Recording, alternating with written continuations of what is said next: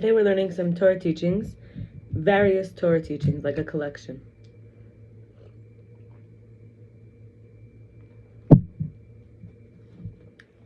In Shemos 18:11, Yisro says, "Now I know that God is greater than all the gods."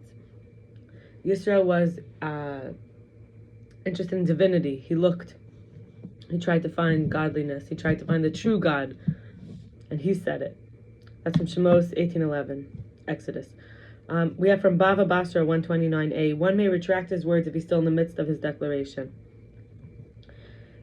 Zohar 3:5a. A king without a queen is neither a king nor is he great. In Avos, the pirkei Avos 1:1, it says, "Make the ethics of the fathers." It says, "Make a fence for the Torah." In koheles,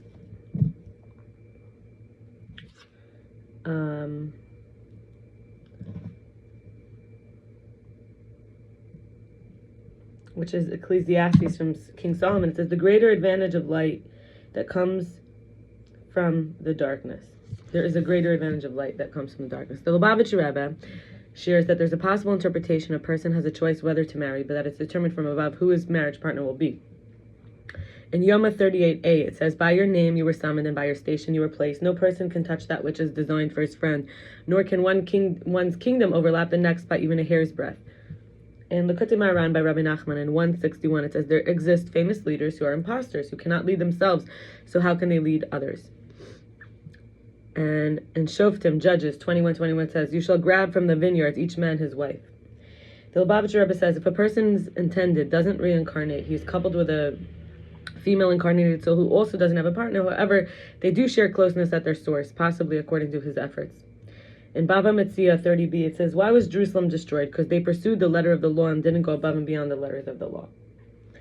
The Lubavitcher rebbe says sometimes a man doesn't merit and fails to marry his intended, and another man without a designated mate supersedes him through his appeal for mercy.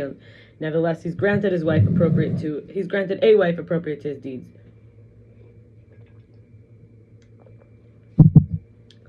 A second marriage is in Yevamos 61b, it says a second marriage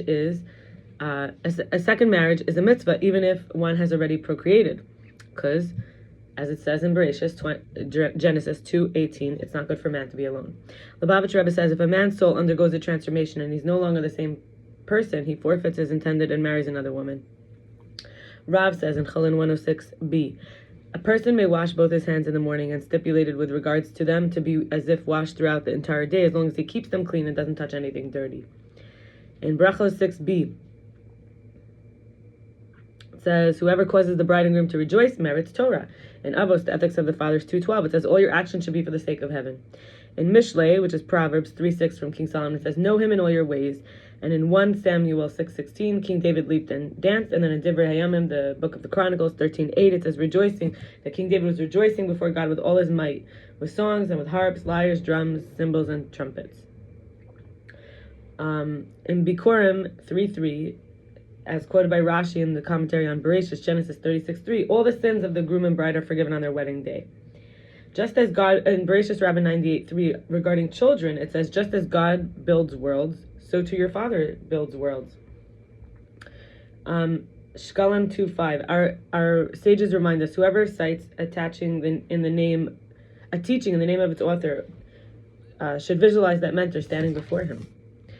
Rabbah in Pesachim 1:17a began a class with a humorous remark. His students would laugh, and after that he sat in awe and commenced the lecture. In Sukkah 21b and Avodah Zarah 19b, it says, even the general conversations of scholars demand study, because it contains great wisdom and deep insights. Nevertheless, it represents only the external aspects of the sage's potential. The sage's casual conversations like withered leaves, yet they are essentials of wisdom. The statements of the sages are blessings. The statements of the sages are wealth. The statements of the sages heal. That's from Kesubos 103a. And in berachos 7a, it says, the sages say, serving a Torah scholar is greater than learning from him. Also in berachos a, it says, our sages comment that serving... that also is that the entire realm of a casual conversation is included in the category of service of Torah. Tikkun Zohar, Tikkun 69, page 100b and 101a. Man is a small world. In the world is day and night, darkness at night and light at day. Darkness is false that one cannot see in the dark, like if someone is standing at the edge of a pit or near potential danger. Similarly, no one in this world can know another's true feelings about him. It's possible one can express one thing with his mouth and feel another thing with his heart. It's in darkness.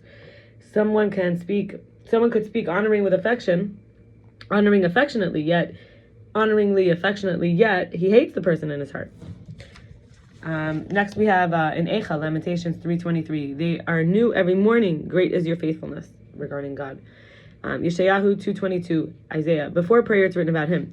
Separate yourself from the man whose soul is only in his nostrils, for what can he be accounted for? And we learn from this in Torah, or page 79d, from Truma, the portion of for Truma. The soul is not revealed in his heart and body because of the body's strong selfish tendencies. Prayer is a process of connection, allowing the soul to spread forth to the whole body. I've literally experienced it as a breath, as a soul coming into the body. Mishlei, Proverbs 12:4 says, a wife of excellence is a crown for a husband. Through her being a receiver, she becomes a crown higher than his head. There is, in Kesubos 103a, there's more of the father's spirit in the firstborn boy, so his younger siblings are obligated to honor him. In Mishlei 14:4, which is Proverbs, many crops come through the strength of an ox. Chassidus explains this verse refers to the transformation of the animal soul. In Zohar 1:249b, the moon has nothing of its own. This is the symbol for malchus, for sovereignty, for dignity, actually. Kingdom, for royalty. Koheles 8:4, which is from King Solomon. A king controls through his word. The Lubavitcher rebbe teaches that this means the Torah, that the Jew via the Torah, the word of the King of the universe, controls and conducts the universe. Sanhedrin 43b. God did not punish the nation as a whole for hidden sins committed by individuals until the Jewish people crossed the Jordan River. In Shabbos 31a, it sees the 6 words as alluding to the 6 Sidorim or circles of the Mishnah. In other words, the faithfulness. This is from Isaiah 33:6. There's 6 words here: faithfulness, times, strength, salvation, wisdom, and knowledge. But this is the faithfulness of your times will be strength, salvation, wisdom, and knowledge. They found a connection.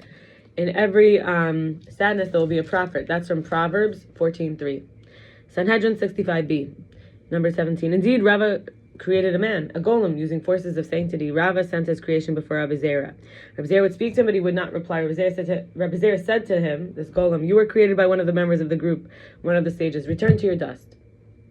In divre hayamim 1:28-9, book of the chronicles, know the God of your fathers and serve him with a whole heart. This is for us. And then finally we'll end here, just because we'll continue the rest of this tomorrow.